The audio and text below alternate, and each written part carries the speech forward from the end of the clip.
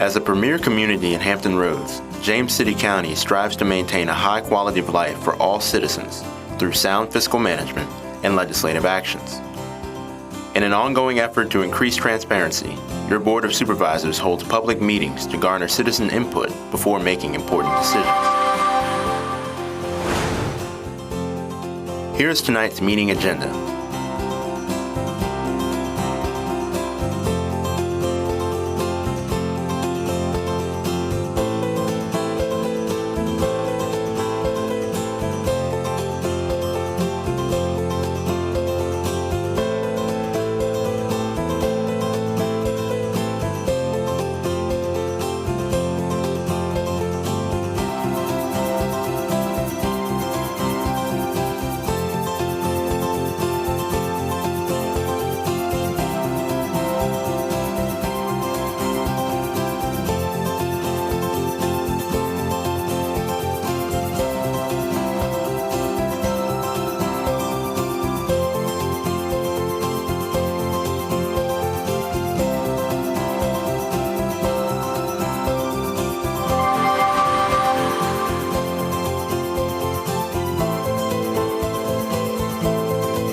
Stay tuned. The Board of Supervisors meeting will begin shortly.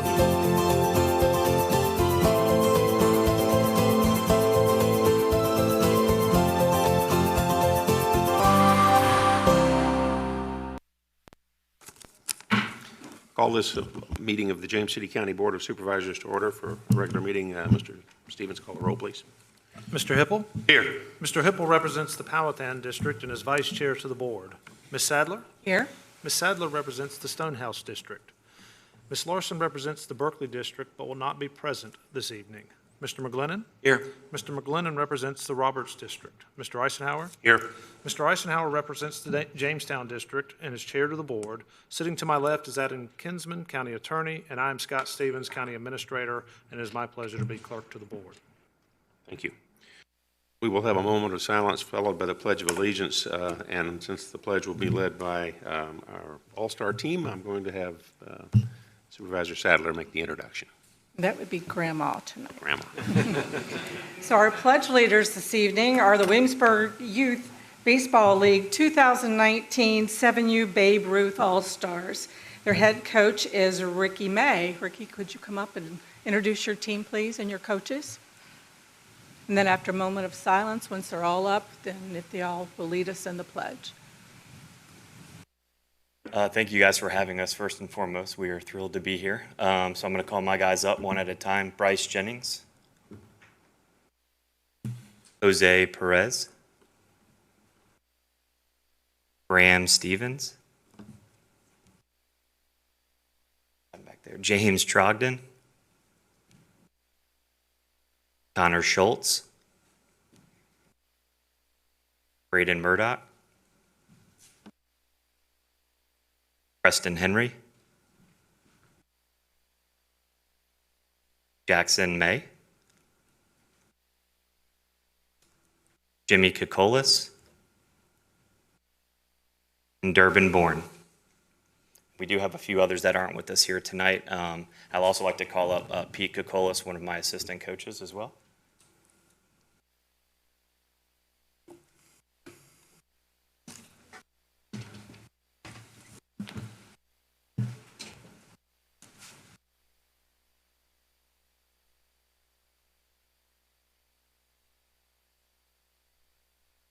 Pledge allegiance to the flag of the United States of America and to the republic for which it stands, one nation, under God, indivisible, with liberty and justice for all.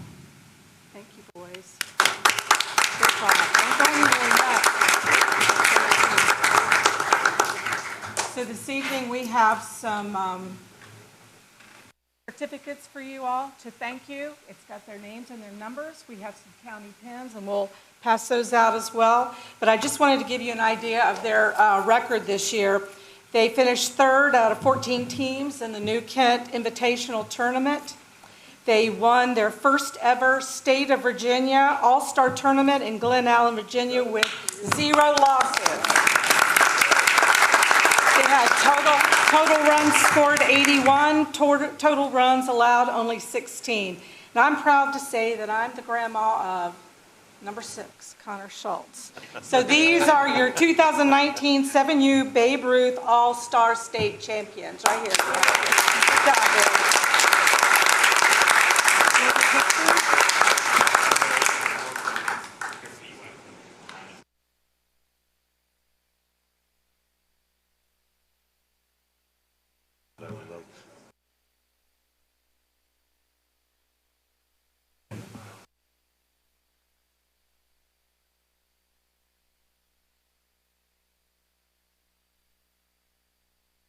Need us to scooch in? Boys, you're doing great. Keep smiling. There we go. Thank you guys, Thank you. everybody, very much. Thank you. Congratulations to you all. For you, that'd be awesome. Thank you. There you go. There's your pens. Thank you, boys. Thank Well you. done. Good job. Thank Good you. job. Stay dry. Good luck with that.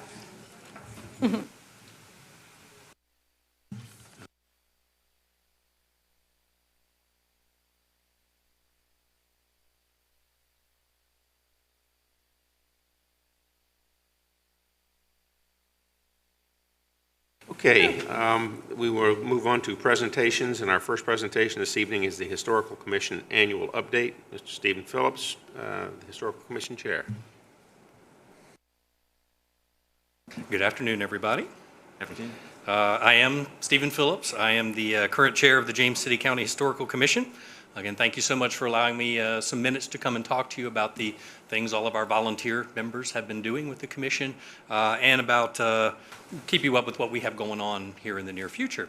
I would especially like to thank you for not putting me on after the police video lip sync challenge like Mr. Abbott had last year. Bad enough with the youth baseball champions, but first responders lip syncing, that's like competing with a box of puppies. So thank you for putting me first on the agenda here this evening.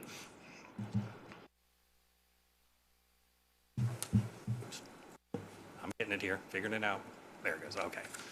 The mission of the James City County Historical Commission is to further the efforts of the county to document, commemorate, preserve, protect, and promote the rich historical heritage of James City County.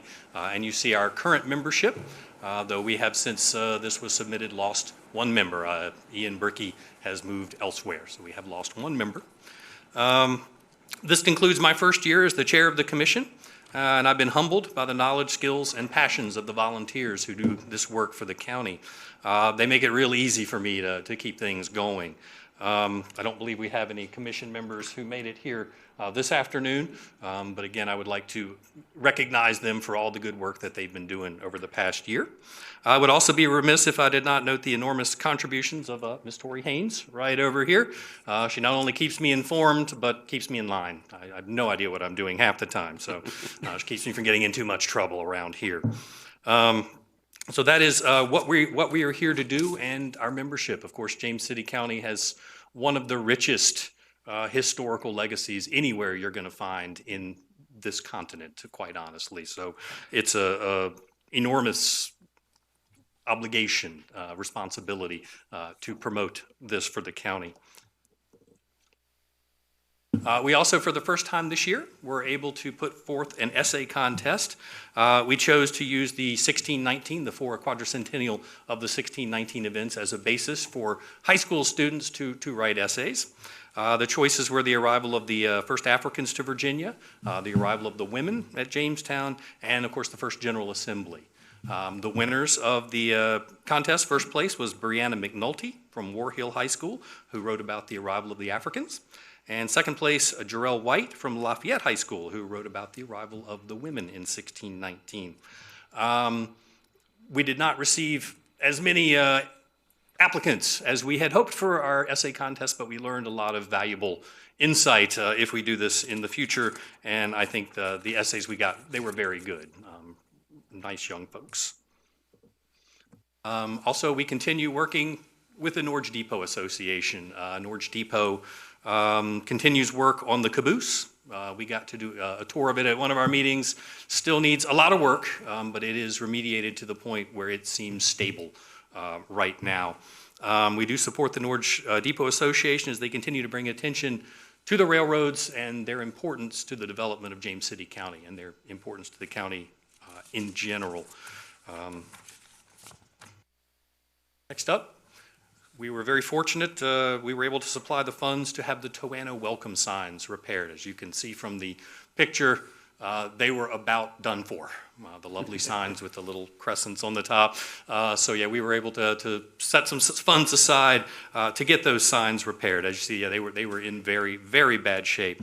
The commission also supported and was able to do a little work with the creation of the Toano Commercial Historic District, wrote a number of letters to get that approved.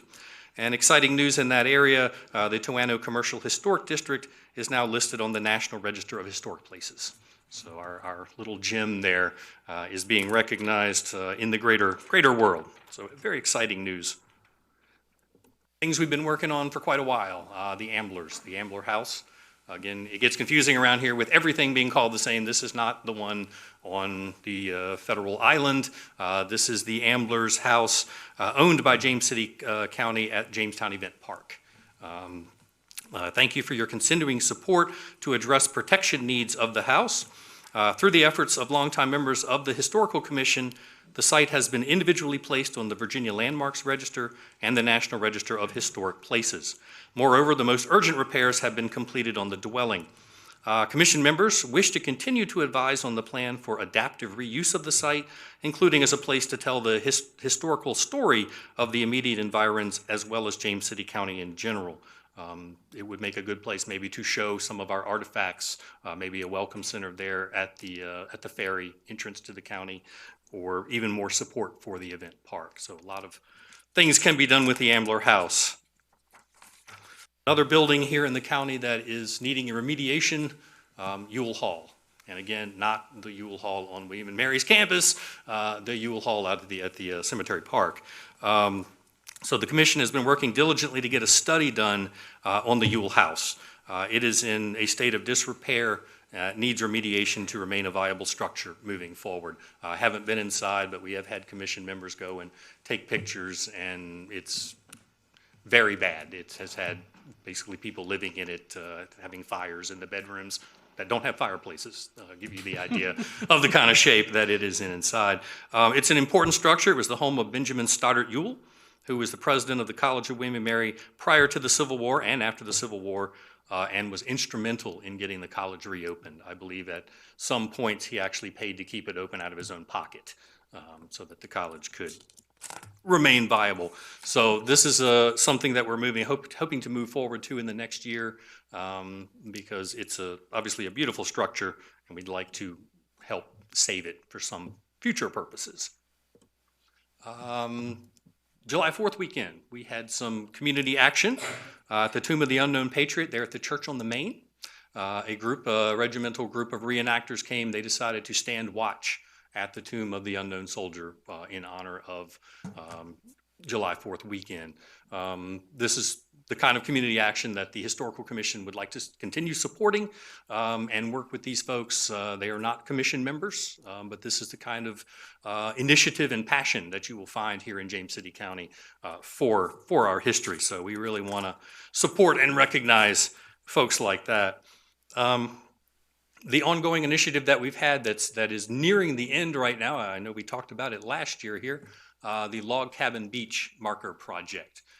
It's getting very near the end, but is stalled out due to a lack of primary sources. Log Cabin Beach was, back in segregation times, an African-American owned beach at a hotel, restaurant, bar, and it's very difficult to find primary sources about what was going on there. So we're still working on that. Newspapers at the time didn't pay a lot of attention to what was going on in the African-American community. So sometimes it's difficult to find these sources, but we are getting very, very close to being able to recognize with a marker the Log Cabin Beach Project. Moving forward, upcoming events, things that we're going to continue working on, 2019, 2020. As I say, the Log Cabin Beach Historical Highway marker continues to move forward. We have a couple of publications, the revised paper map and the Google's map project. Unfortunately, the two ladies leading that left the commission this fall, so we are going to kind of reboot and get back in line with that this fall and keep on going. The Elizabeth Bland grave marker at the Church of Lemaine has been installed. I think it makes a really good addition to that area, to what was going on. So now there is the Tomb of the Unknown Patriot there. We also have a woman recognized there. We found her name and were able to get her a marker. The Ewell House architectural study, again, that's continue. We hope to really get started and continue on that. Continue working with the Governor's Land report. Again, not the place where the subdivision, but the actual Governor's Land. Too many things have multiple names around here, I tell you. The one between Jamestown and Green Spring.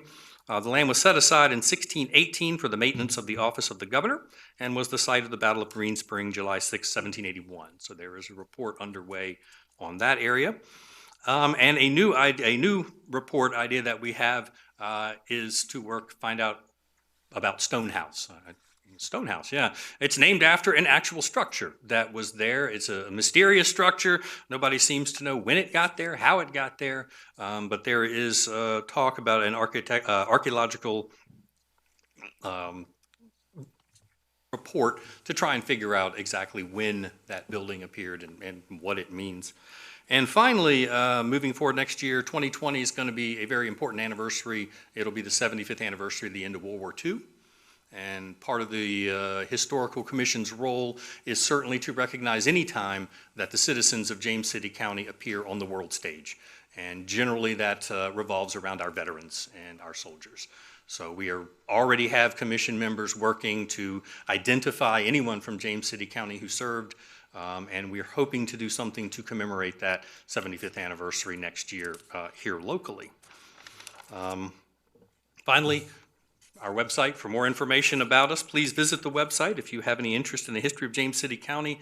And as always, we are accepting applications from citizens to volunteer and join us in continuing to promote and preserve the history of James City County. That's all of my remarks. If you have any questions, I'd be glad to try and answer them.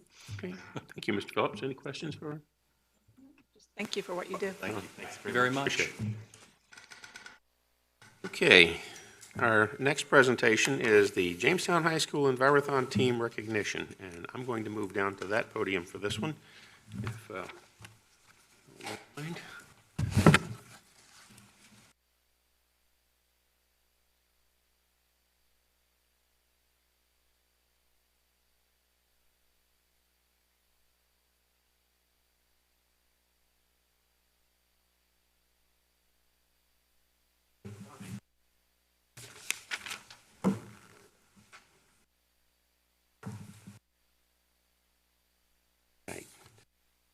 Our Jamestown Envirothon Club was started by science teacher Charles Dubé. Is that how it's pronounced, sir? Thank you. In 1997, the year Jamestown High School opened. I remember it well because I was fairly new to the community. Since then, the club has built quite a legacy. This year, the members of the club competed in both regional and state competitions where they placed first overall. The team recently returned from the National Envirothon competition in Raleigh, North Carolina, where they placed first overall. James City County has a culture which honors and supports citizens who make significant efforts to improve the community, and I believe these students are doing just that. They are tackling real-world environmental problems, researching ways to address them, and then presenting those recommendations with a passion that is rarely seen in students this age. With us this evening are three members of the team. Audrey Root, okay, you come on up, I'm going to call your name. Lisa Small and Rachel Smith, as well as some of their coaches and supporters. I guess, Joseph Smith. Well, they told me Joseph Kang was not going to be here. So obviously my script is incorrect. Joseph, come right on up. So now by a process of elimination, I guess that means that Rachel and Emma Song are not here. Is that correct? Okay, very good. We'll get it all straight. I'd like to invite the coaches up. Mr. Dubay, if you'd have yourself and your coaches come up, and I would make some presentations, and then I'm going to turn it over for a second presentation in a minute. This is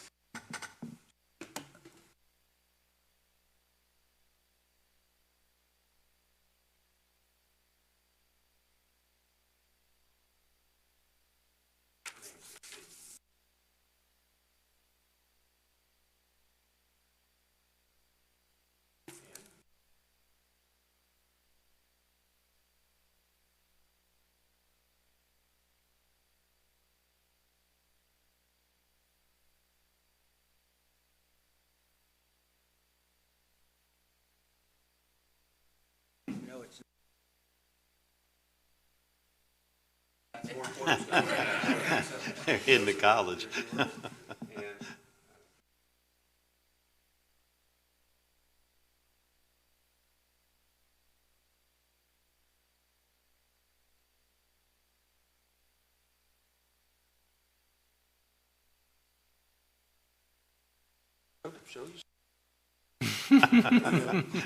Show them all.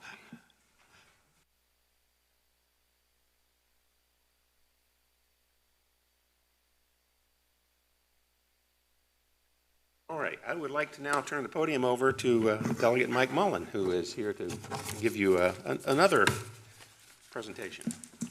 Well, I appreciate the opportunity to be able to chat with you guys a little bit today because it is not every day that we get to be able to talk about the wonderful things that are happening in James City County.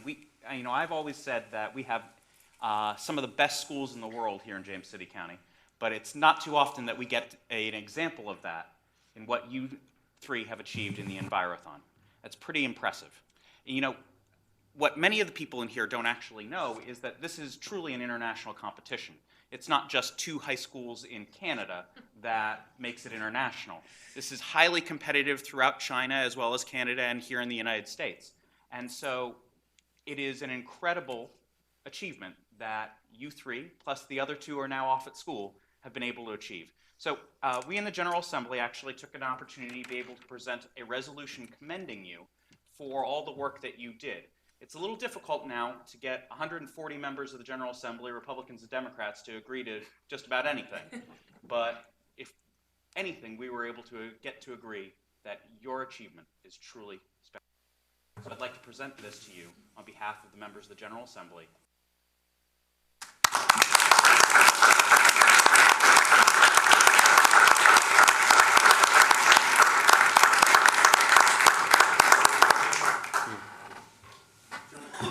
Let's get the board with you for one more photo.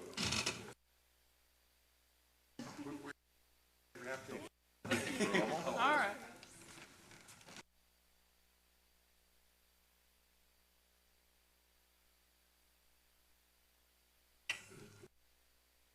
Right in the middle. Here we go.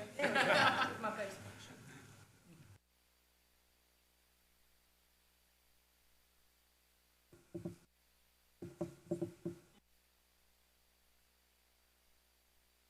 And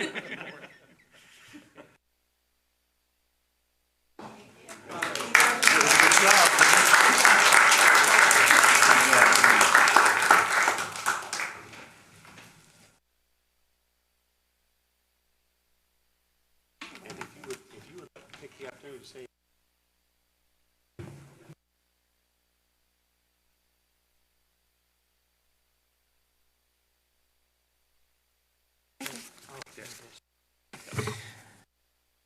Yeah, I thank you very much for this commendation for the team, and I would certainly like to foremost let you know that it was the team. They are now, I've talked to the Chinese team while we were there, they are now an example in China, Jamestown High School in China, as a way to solve problems and do the environmental things, and the Chinese team is now looking at our model to try to proceed and try to do better in future competitions. But it is the team themselves, the students themselves that did this. Number one, it's against the rules of the Envirothon for the coaches to write their solution for them. And number two, they wouldn't have won if we had. So I think that they did an extremely good job. They put in hours and hours of time on their own during school year and during this past summer.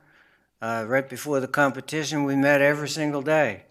And probably their biggest strength is they learned to work as a team through the problem-based learning approach, which is very skillfully taught by Mrs. Rebecca Elton and Amanda Mullane, our other coach who couldn't be here today, at the school, and they followed this model and worked together very, very well as a team, and that's probably the biggest thing that made this successful. They had to solve a problem on the international level in 6 hours.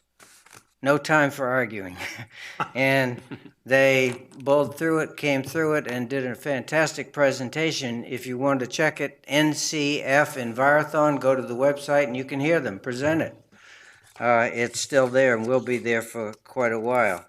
And it's also important to me to give thanks to our many community supporters, which typically get left out in press reports, such as the Colonial Soil and Water Conservation District that runs the program. They're our sponsoring local organization, Sheila Jaroszewski. Sheila, would you stand up, please? She has done an awful lot of work and puts up with my phone calls no more than 4 times a day. And Jim Wallace, who's the manager of Colonial Soil and Water, provides a lot of training for these students. And the Virginia Soil and Water Conservation District's Bonnie Mall. Bonnie, would you stand up, please? She was very important throughout the year in running the program, and also the importance of her being there with us supported the team all the way through the competition, as did Sheila. And it was very wonderful that they would donate that time to help these students. And then, of course, Dominion Energy, and on the national level, Smithfield Foods, for providing the funding for this. The Envirothon program is expensive. I think it costs, $8,000 to send the team to the competition. This one alone, not to mention the others, and the food they ate and everything else was provided, the money was provided by Dominion Energy. So I have some good feelings about Dominion Energy in spite of the fact I just got a bill recently. And another thing is our principal, Mr. Howard Townsend, who is very supportive of the program and is behind the program of instilling problem-based learning in our instructional program, along with our teachers, Rebecca Elton, Amanda Mullane, who isn't here, Dana Hogan, and Carrie Polantz, who also work with the team at school throughout the year. And the parents of the team members, we have a couple of parents here right now. Would you people stand up, please? Parents of the team, they provide additional support, coaching, and have even written materials for the team to help them study during the school year, and we cannot thank the parents enough for that kind of support. Scott Thomas and Kristen Owen from Department of Conservation and Recreation in Richmond have coached the teams, and Scott was here in James City County a while back, and now he's at DCR and continues to coach and provide answers for them as they do their research throughout the year. And very important, the Trailblazer Club of Ford's Colony has provided practice judges for them as they prepare their presentation throughout the year for the various competitions. And these guys come in, some of them have doctorates, and they come in and they really grill them on some very hard questions. So when they get to the real judges, that's nothing, because they've been through it at their own high school. We thank the Trailblazer Club of Ford's Colony immensely. And Brad Thomas, the Chief Ranger at York River State Park, provides materials and facilities for them as needed. Sarah Cochran, the new manager of Waller Mill Park, and previously Michael Van Oudenhoff, have provided boats and facilities for the students to practice hands-on learning. And a competitive coach, Brent Hall. I want to mention this because it teaches the students good sportsmanship. He's one of our tough competitors on the state level. And when we're going to the national competition, he supplied books, materials, old tests, everything to help our team go through, and was sitting there during the competition rooting us on. I've got so many of it exploded my phone. Brent saying, "Go Jamestown." And I'm thinking he's one of our competitors. So we learn to compete in a very friendly manner, and we help him the same way on years that he goes through, and we would do that for any other coach that would accept our assistance. And Stephanie DiNicola of the Culpeper Soil and Water Conservation District has taken over the job of running the state training for all the Envirothon teams in Virginia. And I certainly want to pay tribute to her for all the effort and work she's put in to doing that. And I'm sure there are some more people that I have left out, and I apologize for that, but the community support and the quality of our teachers and instructions, administrative support, are what make it possible for these teams to exhibit their skill and teamwork and ability in winning this competition. And I'm very, very proud to have we're able to work with such fine young people. Thank you very much.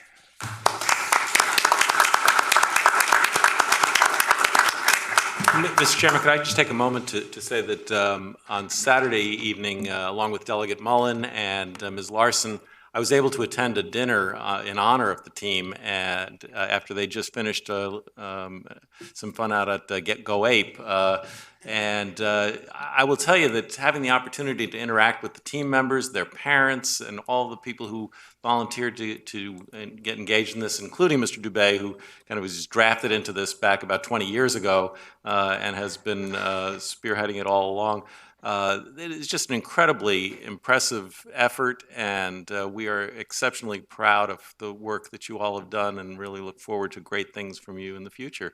I did also want to mention one of our elected representatives on the Colonial Soil and Water Conservation District, Bob Lund, who's a great promoter of the success of Envirothon, and appreciate Bob being here today as well. Thank you. Okay, our next item on the agenda is public comment, and our first speaker is Peg Borman.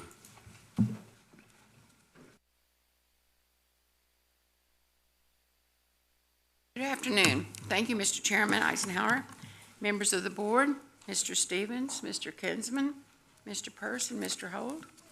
I'm Peg Borman. I reside at 17 Settlers Lane in the Lightfoot area, and I'm here to talk a little bit about trash and a little bit about the 3 R's. Trash is a never-ending subject. Some days are good and others are just trashy. You all know the problem, so I'm not telling anything now. Some of you have shown me pictures today. We all know about those illegal dumps. But my message is to the listening audience. So we all need to do more to eliminate the problem by doing the right thing. Put the trash where it belongs, in the trash can, and not on the roadside where we can make big signs like Mr. Hipple showed me tonight. Illegal dumping is really a problem. It's still going on, but there are a lot of, there's several diligent citizens out there that's trying to identify these places, and hopefully we will be able to catch some of the folks that have been doing this. We have some means of identification right now, but so I hope to see something come out of that before too long. As you know, recycling is still a very hot topic in James City County, but I want to assure everyone that, to me, everybody in the county is listening, and every step possible is being done to correct all the glitches. They are listening to everyone who calls in with any situation, whether it's a change, to opt out, a new service, or they just don't like the fact that the cans haven't been picked up, or whatever. But I'm asking all the citizens of James City County to please show some patience in this changeover. Change is always difficult. We have a volunteer subcommittee that is also working on this under the Clean County Commission. Recycling is a very necessary thing, and we all need to be involved with it one way or the other. I suggest the use of the tool Recyclopedia, that's RECYCLOPEDIA. It's a very useful tool that's on the county website. So I hope that everybody can get educated by using that particular tool. Now let's go to business. The Clean County Commission will be hosting the Clean Business Forum breakfast next Wednesday. I think it's the 21st.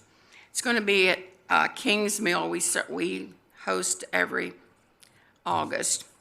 And this is a quarterly thing servicing York County, James City, Hampton, and Newport News. Trader Joe's is the recipient of the award for this quarter, and they have a new initiative that I think is absolutely fantastic. It's kind of subtitled Saving Waste Through a Different Packaging. So I'm sure if you go by Trader Joe's, someone there will be able to talk to you about it, and that will be the topic of discussion at next Wednesday's. And I hope all of you all, some of you I know are going to come, but I hope that each and every one of you would come to that breakfast. The Clean County is also partnering with the school system, and we're trying to help them with the recycling within their campus. And we hope that more of the schools will get involved. We just got on board with Lois Hornsby's middle school to give a shout. I want to give a shout out to Karen Downing and Deborah Tucker. And there are some volunteers at this school that's going to help us to get this initiative going there. And we're really excited about that because we're going to have some competition and things like that that's going on within the school itself. We hope that it will promote the recycling and the litter prevention program. We're always looking for volunteers for short term that could work with keep James City County beautiful, or even on a long term being on the commission. Anybody wants to contact me, my email is pboarman@cox.net. Thank you for letting me share this with you tonight. Thank you, Ms. Borman. Our next speaker is Ron Feigenbaum.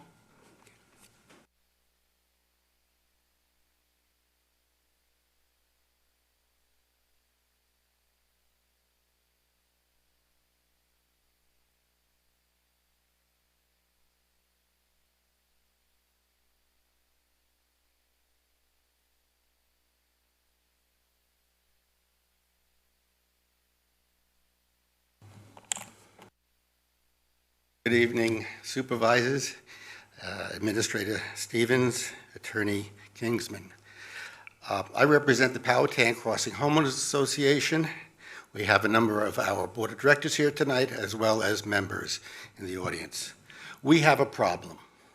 We've presented this problem, and I believe Administrator Stevens and Attorney Kingsman have had our packet of information for a while. Our problem is that we cannot enforce our HOA bylaws. We have bylaws that say that you cannot park certain vehicles or boats, etc., on driveways or on property that's not screened. When we go to enforce our bylaws, or we send a letter that gives notice of enforcement of our bylaws, a number of our residents take the vehicle and park it on the street. The streets don't belong to the Homeowners Association, and so we have no jurisdiction over them. And we ask the homeowner to move the vehicle. They say, hey, not our problem. There's no parking restrictions on the streets of James City County, at least in our neighborhood. The second part of the problem is now the word has gotten out, and we have non-residents parking vehicles on our streets, parking rather large vehicles. We have a trailer that has a farm tractor sitting on it on the street that sits there for weeks at a time, then moves for a day and comes back for weeks at a time. We have a big contractor trailer that comes and goes, where the contractor actually drives into the neighborhood, drops off the trailer, and then drives home. I've been told that it's believed that this particular person has his house for sale and doesn't want this trailer on his street or in his driveway, so he parks it in ours. Okay, so now we are totally, we spend money on legal fees. We go to court to have people screen or move their vehicles, put them into storage. And just before we go to court, the resident puts it on the street. So without the help of James City County, I imagine us and any number of HOAs have the same situation. We're basically have our hands tied. Now, fortunately, there is a solution to this, and the solution, Administrator Stevens, is in your hands. We have a county ordinance, Chapter 13, Section 36, which gives you authority to do restrictive parking on the streets of James City County. On top of that, there's an administrative regulation, number 51, which gives homeowners associations, as part of this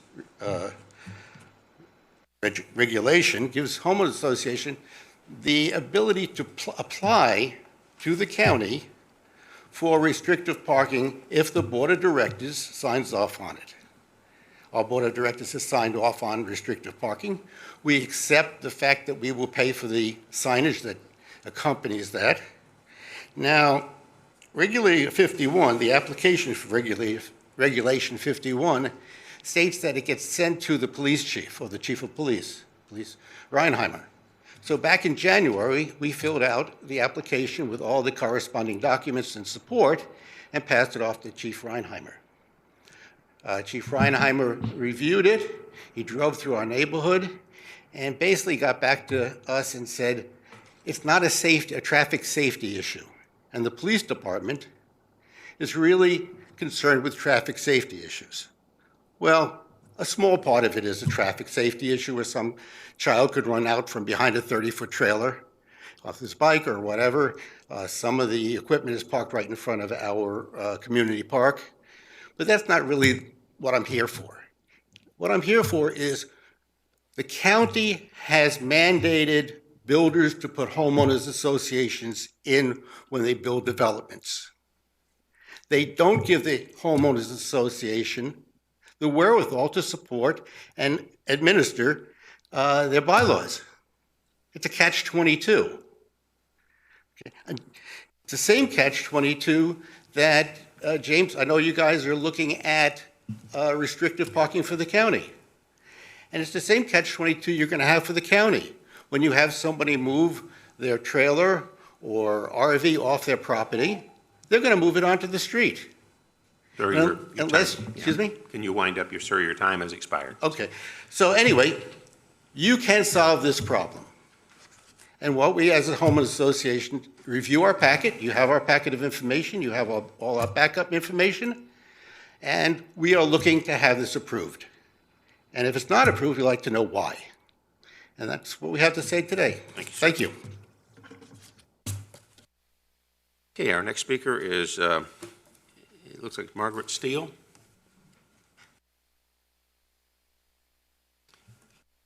And just as a reminder, the timing lights, when it turns red, your time is up, so.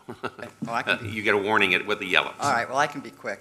My name's Margaret, and I actually moved to this area back in '73, and I've lived in James City County for 25 years.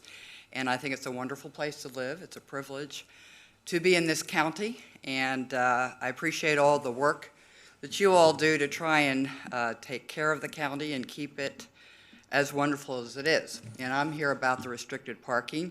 I think it should be for the whole county, because I think it is a safety issue when you allow homeowners to park their boats, their RVs, or their big work trailers on the streets. They do not own the streets. It is a safety issue for children riding bicycles because they come out around into the middle of the road. So I think it should be illegal to do that. For people who have work trailers, they can easily do, most homes and have a side yard. You can do a paved parking area to put your work trailer and not have it on the street. So I hope that you all at least think about this and support actually all the neighborhoods in your county to keep them safe and also look attractive. Thank you. Thank you, Ms. Steele. Next speaker is Karen Rollins.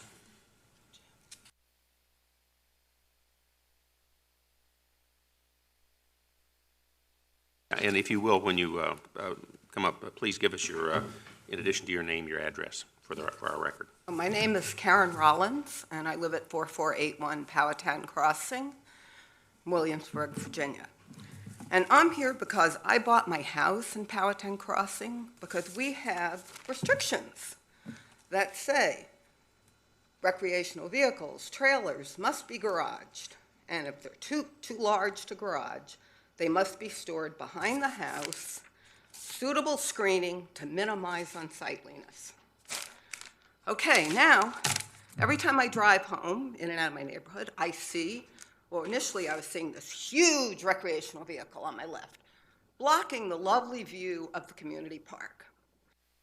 Now, across from that, the guy who lives over here is allowing his friend or his brother to bring his construction trailer in, as well as his, looks like a utility trailer, not a recreational trailer. And it's huge also. And they're parked on this side, where the other trailer is here. I have a neighbor who recently bought, and at the time she bought, there was only the one trailer. And she said she almost did not buy her house because of that trailer. Now we have the two. And that is hurting my property value. Also, I walk my dogs. I have two dogs. I walk them morning and evening. And it's curvy where they park these big recreational vehicles. And I've almost been hit a few times, and I have them reeled in close to me because I have to see around the curve, and now with all these big vehicles, the safest route would be to walk on people's grass. But I don't do that. And I would not have bought in the neighborhood if we didn't have these restrictions. I want my neighborhood to be attractive. And now they're allowed to get away with this. And we can't enforce these. Please help us. Thank you. Thank you, Ms. Rollins. And the last speaker is Marie Ellender.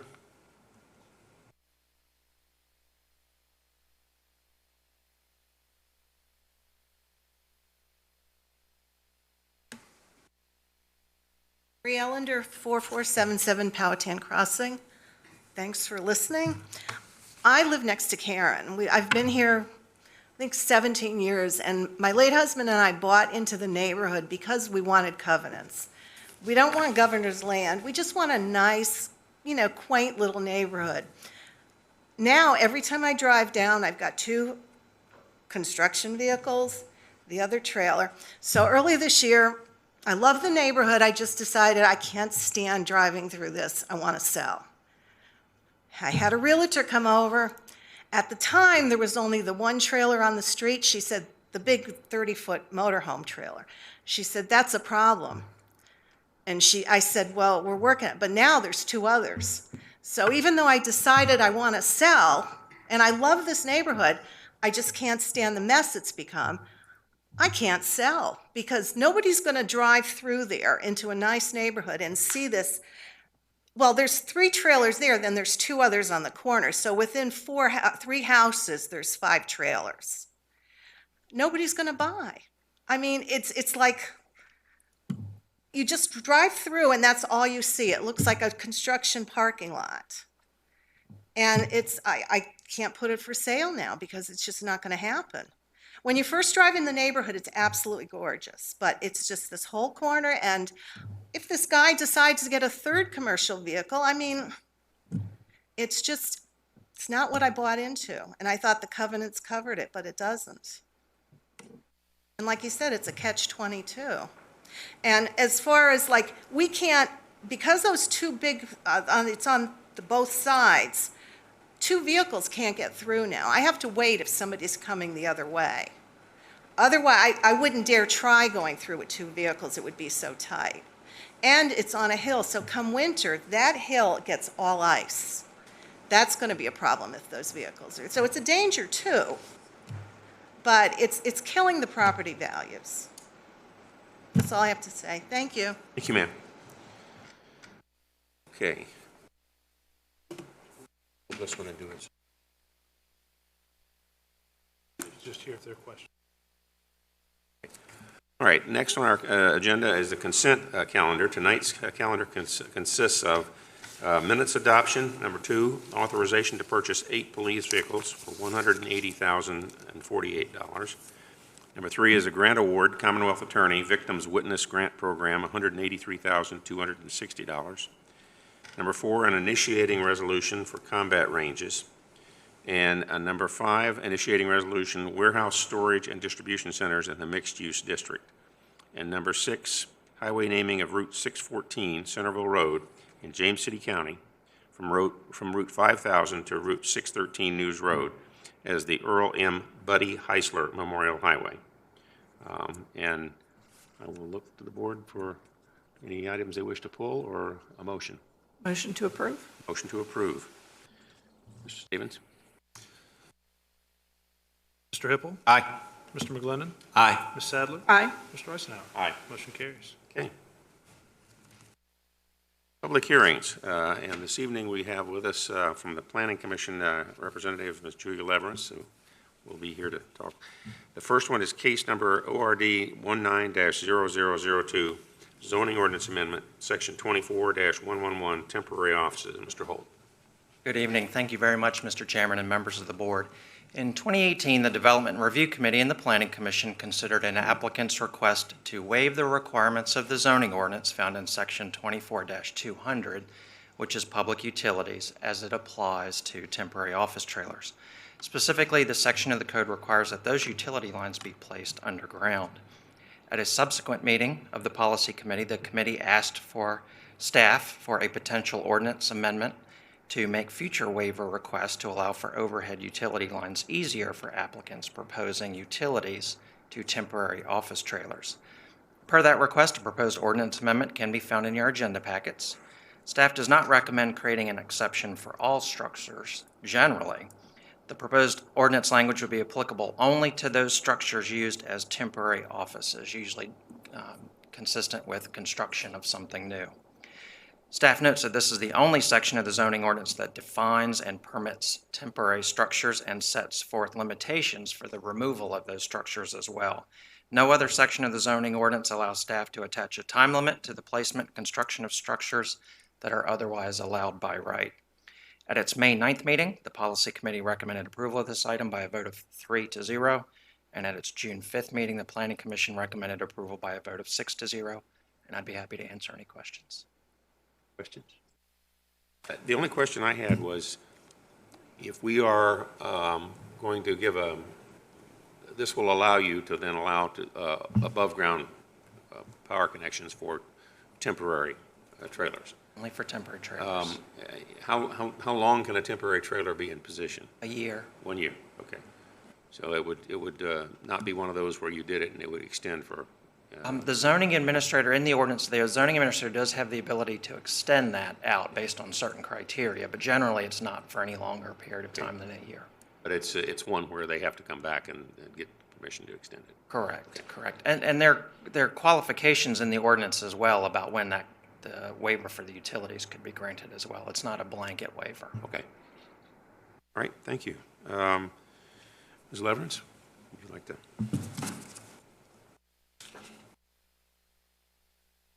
Isn't it nice to have something, actually make something easier for somebody for a change? Since this recommendation came out of the Planning Commission, started the Development Review Committee, and then through the process, and the staff worked their magic on the wording. Of course, we're recommending it to you for your approval. Questions for Ms. Leverance? All righty. Thank you. We'll open the public hearing. Do we have any speakers on this one? Okay. We'll close the public hearing, and I will look to the board for a motion. Motion for approval. Okay. Ms. Stevens? Ms. Sadler? Aye. Mr. Hippel. Aye. Mr. McGlinnan. Aye. Mr. Eisenhower. Aye. Motion carries. Okay. Next is SUP 19-0011, 5026 River Drive Tourist Home. And Mr. Ribeiro. Thank you, Mr. Chair and members of the board. Ms. Ann McCann has applied for a special use permit to allow for the operation of a tourist home at 5026 River Drive. The SUP will allow for the short-term rental of a 3-bedroom home with no changes to the size or footprint of the home. The property is on A1, General Agricultural. It's located outside of the primary service area, and it is designated rural lands by the 2035 Comprehensive Plan, as are most surrounding parcels. Access to the property is on a paved portion of River Road at the intersection of River Road and Laurel Lane. There is a paved driveway in front of the house with enough space to accommodate the minimum parking requirements of 3 vehicles. The existing dwelling is an approximately 900 square feet mobile home built out with an attached screen porch and decking. The property borders Diascon Creek to the north, and adjacent properties to the south, east, and west are all single-family lots. Adjacent property to the east is currently vacant, and there is some vegetation separating the property from adjacent property to the west. Staff is recommending conditions which are intended to mitigate the impacts of the use and preserve the residential character of the home. Such conditions include limitations on the number of rooms rented, the number of total occupants at any one time, parking, and signage. Staff finds the proposal to be compatible with the 2035 Comprehensive Plan, the zoning ordinance, and surrounding development, and recommends that the Board of Supervisors approve this SUP application subject to the conditions in the resolution. At the July 3rd meeting, the Planning Commission voted 5-1 to recommend approval of this application. During the meeting, commissioners raised some questions and concerns regarding the standards used to inspect a tourist home and if the manufactured home subject to this SUP application had a Department of Housing and Urban Development, HUD, CO tag. Staff responses shared with the Planning Commission regarding their questions, concerns are provided in the attachment 5 of your board package. At this time, I'll be happy to answer any questions you may have, and the applicant is also available. Thank you. Any questions for staff? Severance? We're making your work very quick this evening. We did have a lot of discussion at the Planning Commission meeting about this. Somebody actually mentioned that one of the approaches that perhaps the GPS had taken them to was on a non-paved road, so that the applicant needed to make sure that the prospective renters would know how to get there safely. But our bigger concern was since the trailer was built in 1985, that it was in good condition, and what was the county's responsibility ensuring that such properties were in good condition. So I think that the subsequent research that Jose did help to address those questions. So we did vote 5-1, but I think since then most of our concerns have been addressed. So we do recommend it to you. Any questions? Thank you. Okay, we'll open the public hearing. No? Close the public hearing. Look to the board. Just had one question to ask staff to just comment on, and I think I know the answer to this, but what we're doing in this case by approving an SUP in this instance is not turning this residence into a short-term tourist or a tourist home, but allowing that use above and beyond its residential use so that it can go back and forth. Is that right? That's correct. Yeah. Okay. Other questions? Motion? Motion to approve. Motion to approve. Mr. McGlinnan. Aye. Ms. Sadler. Aye. Mr. Hippel. Aye. Mr. Eisenhower. Aye. Motion carries. Okay. We now move to board considerations, and the first one on our considerations, the board has decided that we will pull that one and discuss that at a subsequent meeting. We have additional work we want staff to do on it. And we will go straight to the second one, initiation of rezoning within the Forest Heights Road area. Mr. Holt. Sir, thank you again, Mr. Chairman, members of the board. On December 13th, 2011, the board approved a rezoning case under case number Z-0001-2011, which rezoned various parcels within the Forest Heights Road area from R2 general residential to MU mixed use. The rezoning was initiated by the board on July 12th of 2011. It allowed for various property line adjustments, which then brought all those lots into conformance after significant infrastructure improvements. And the rezoning also allowed for non-residential uses that were proposed at the time by the Salvation Army. At its June 11th and July 9th meetings of this year, the board reviewed a master plan amendment for the existing Forest Heights neighborhood.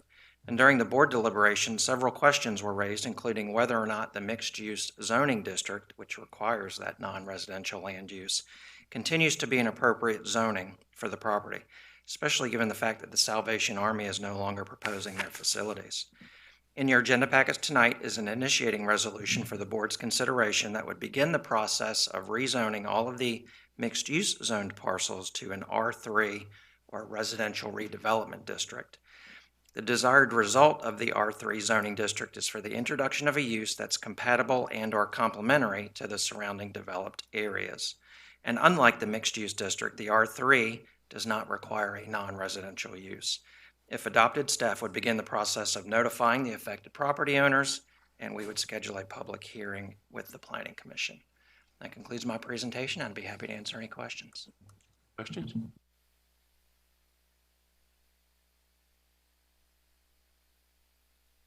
Discussion from the board. I'll look for a motion. Motion for approval? Approval, Mr. Stevens, call the roll. Ms. Sadler? Aye. Mr. Hippel? Aye. Mr. McGlinnan? Aye. Mr. Eisenhower? Aye. Motion carries. Okay. Board requests and directives. Hippel, you want to start? Let's see, I've got a few. Of course, the 400th anniversary with the president's visit was very unique for James City County and for our area. I was happy to attend that. Also HR TAC, TPO, PDC, and Harumphel meetings, which continue almost daily, it seems like at times. But there's a lot going on with transportation, and we're looking hard. And Paul can tell you, Paul is always searching out money for me for James City County for transportation. So big hats off to you, Paul, and all you do in transportation. Trash, I have to agree. Ms. Borman, that trash is a terrible thing in James City County, and it seems to be getting, the more we pick up, the more it seems like it gets thrown out. And it's unbelievable. And I was showing her a picture of somebody taking some trash that was thrown out on the road, and they propped it up and wrote across the mattress, "Do not litter," so that everybody going down the road, and I thought that would almost be a good box spring to carry around the county and stick it up in our major intersections is a sign of what litter does to our community. And as hard as Peg's worked on that for years, trying to get that, it's a mountain of trash out there that keeps piling up everywhere we go. So I would just ask the citizens not only not to throw out trash and not to leave things where they shouldn't be on the side of the road, but also if they see something, report them. There's fines connected to that. And get a license plate. Get something and say, this person was dumping trash, or this vehicle was seen dumping trash. We all have cameras on our phones now. No more than a click and send it to us. And then we'll take it from there. But that's, we've got to start somewhere, and we've got to start managing ourselves and monitoring what, each of us do in order to keep the county clean, because we've got a beautiful community, and we just need to make sure we keep it as clean as possible. And I hope to make Trader Joe's as well. So I'll do my best to be up there for you. That's all. Thank you. Well, I was happy to attend the presidential visit as well with the celebrating of the 400th anniversary of our General Assembly. It's a very proud moment when we can be a part of a community that has such an influence on our country, being the birthplace of our nation. So I was very proud to be there, to be able to represent James City County. I attended National Night Out, visited around a lot of the neighborhoods up my district.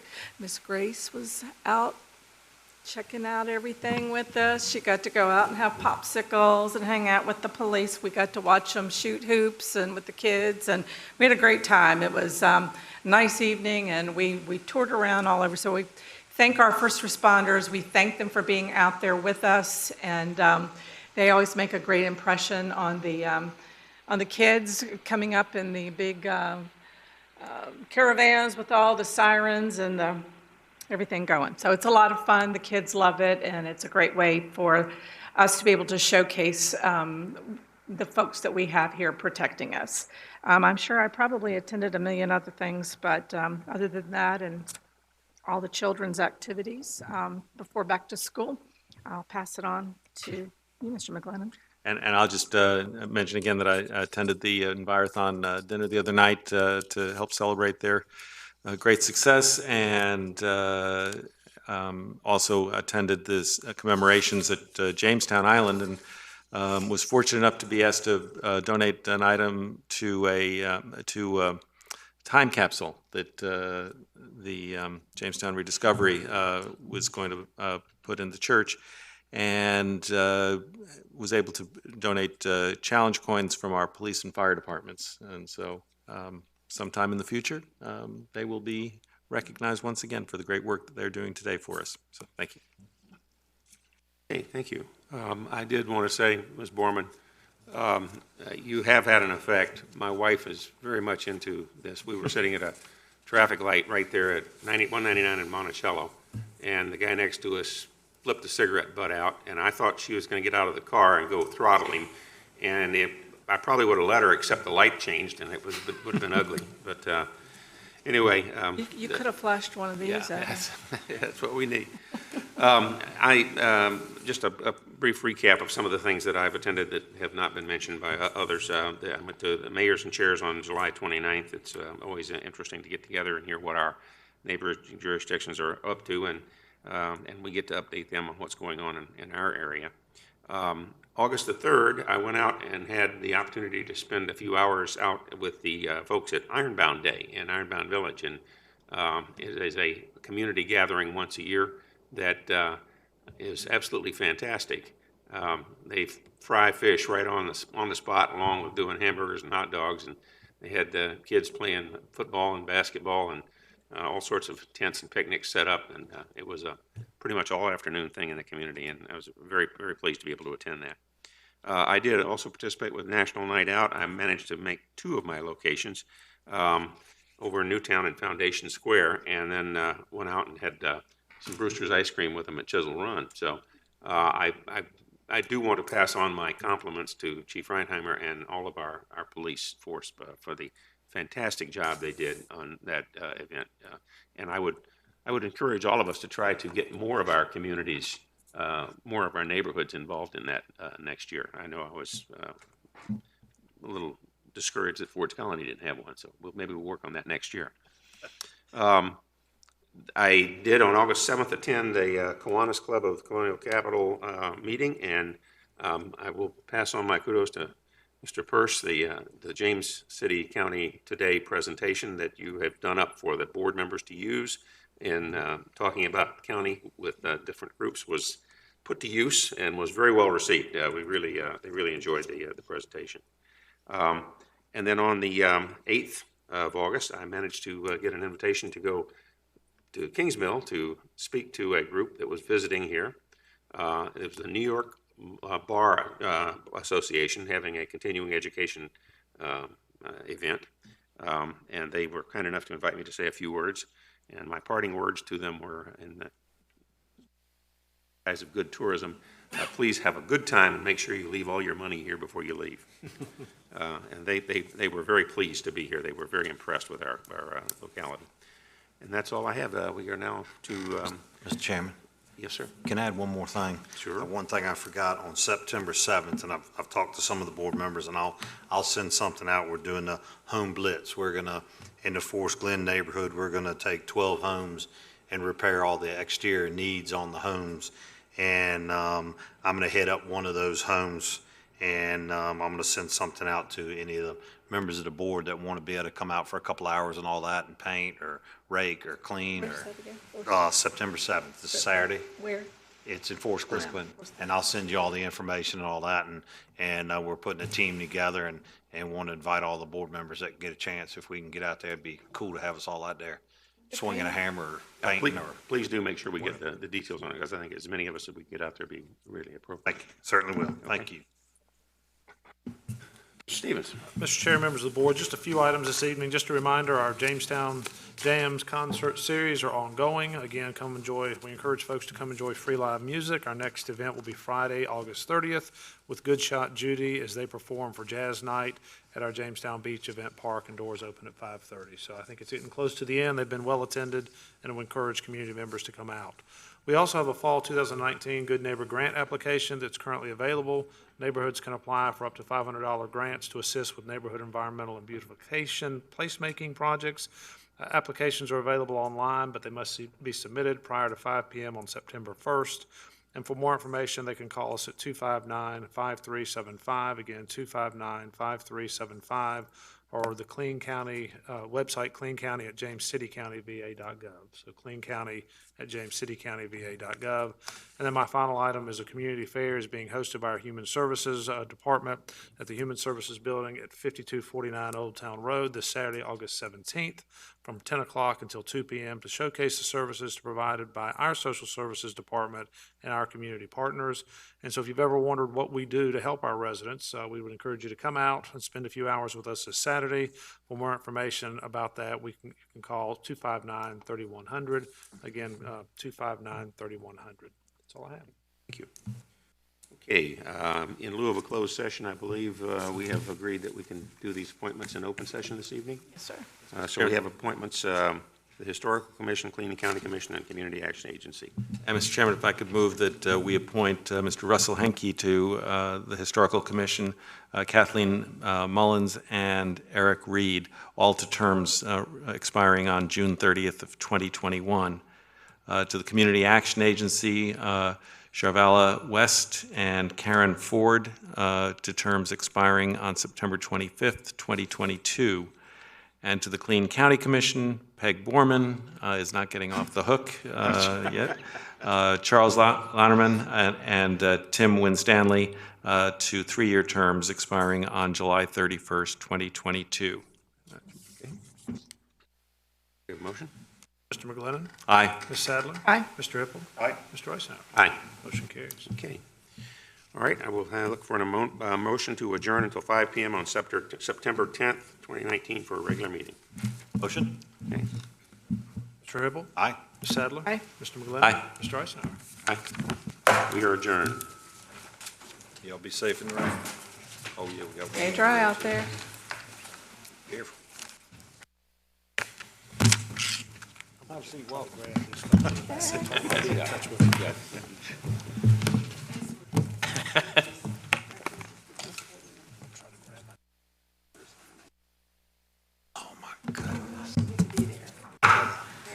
I call to order this meeting of the James City Service Authority Board of Directors for a regular meeting. Good evening, Mr. Powell. Good evening.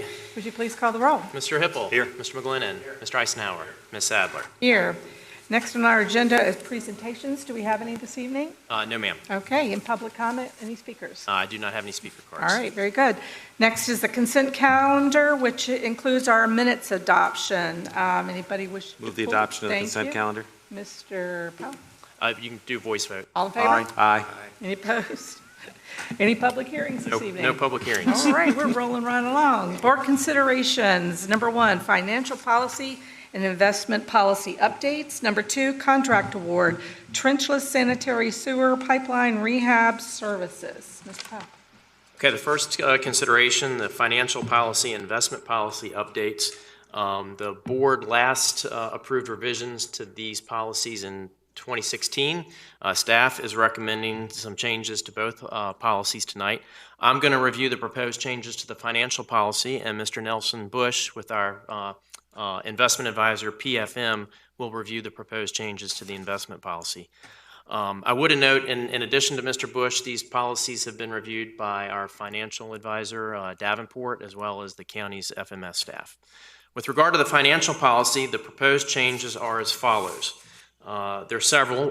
One is to establish a target balance in the repair and replacement fund in the amount equal to the annual depreciation expense.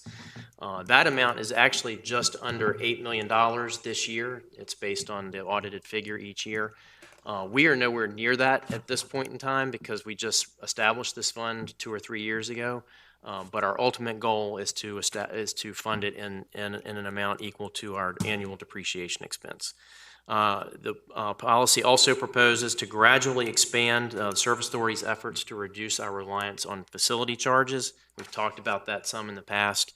Under this policy, facility charges would be excluded from the calculation to determine the net revenue available for debt service. So this really is a more conservative way of calculating that factor. It also establishes a goal of funding the CIP with at least 20% of operating revenues, again, reducing reliance on facility charges.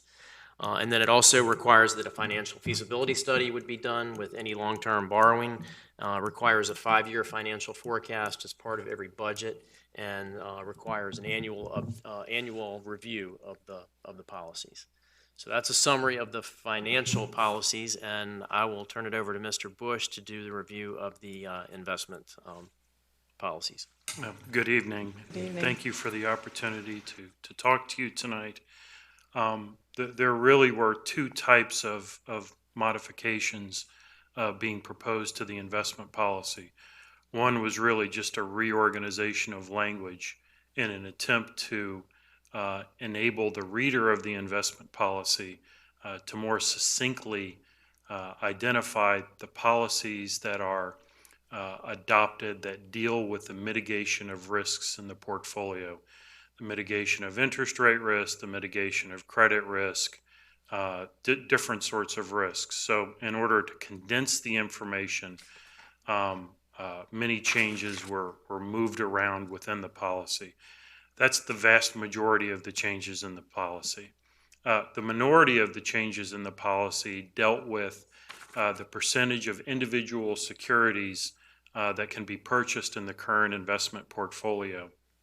There were a couple of increases where the investment advisor believes that we can enhance yield in the portfolio with some minor tweaks, increasing corporate notes in the portfolio from 25 to 30% of the portfolio. We would maintain the limitation of no more than 5% of the portfolio in any one issuer name. In reality, the way we invest your portfolio, we typically don't go beyond 1.5%. But just the same, increasing the level of corporate notes in the portfolio, at the same time as capping the overall level of credit in the total portfolio. Credit in the portfolio can be corporate notes and negotiable CDs, commercial paper, and bankers' acceptances. Those are 4 different types of credit securities in the portfolio. Under the current policy, the policy would permit up to 75% of the portfolio to be in credit instruments. We're proposing a cap of 40%. Because for a portfolio like yours, we would tend to never want to exceed that amount in credit, and so we've ratcheted up the amount we could use in corporate notes and ratcheted down the amount of overall credit that we could use in the portfolio. There's also a request to increase amounts of certain types of federal agency securities in the portfolio. We introduced this type of security into your portfolio probably 7 or 8 years back based on the current interest rate environment, based on issuance of federal agency securities in the marketplace. The U.S. Congress has been forcing the primary issuers of these federal agency securities, Fannie Mae and Freddie Mac, to shrink the size of their balance sheet so their securities are harder and harder to find. But there are certain types of mortgage-backed securities that they issue, which we can still find in the marketplace. So we're asking for an increase in the portfolio of the federal agency mortgage-backed securities that would be permitted. These are securities that continue to be guaranteed by those federal agencies. They're called mortgage-backed securities simply because the principal is returned on a quarterly basis as people repay their mortgages. But if people don't pay their mortgages on time or don't pay their mortgages at all, the issuers guarantee those types of securities. There's a lot more fine detail. Those are the major and the minor points of the modifications that we would request in the investment policy. Thank you. Thank you. So if you have any questions for either Mr. Bush or myself, we'll be happy to try to answer them. If there's no questions or discussion, I will look to someone for a motion, please. Motion. Mr. Hippel. Aye. Mr. McGlinnan. Aye. Mr. Eisenhower. Aye. Ms. Sadler. Aye. The second consideration is a contract award for Trenchless Sanitary Sewer Pipeline Rehabilitation Services. The consent order, as you know, requires us to conduct internal television inspection of our sanitary sewer pipes every 15 years to identify blockages or damages to the pipe and then to remediate them. Trenchless cured in line sewer repair is one of the methods we use, and an RFP was published for a contractor to provide the service. We had 6 firms that responded, and we recommend that 2 be approved, and those 2 firms are Prism Contractors and Engineers and Tri-State Utilities. Both of those companies have worked for us successfully in the past. I recommend approval of the resolution. What do you need to? Sometimes we have multiple projects going on at the same time. Sometimes one company might be busier than the other, and it gives us the flexibility. Right. Okay, very good. Any other questions? Look for a motion. Motion for approval. Mr. Hippel. Aye. Mr. McGlinnan. Aye. Mr. Eisenhower. Aye. Ms. Sadler. Aye. Next is board requests and directives. Anyone? Nope, we're all good. General manager's update. I just briefly wanted to thank the board again for your attendance at our annual safety and recognition event, and I wanted to publicly recognize Matt Prince as JCSA's Employee of the Year. Great. It was very nice to be there. Thank you for having us. It's always a fun event. All right. Yeah. Thank you for being there. Sure. Well, with that, I'll look for a motion for adjournment until 4 p.m. on September 24th, 2019 for the regular meeting. So moved. Mr. Hippel. Aye. Mr. McGlinnan. Aye. Mr. Eisenhower. Aye. Ms. Sadler. Aye.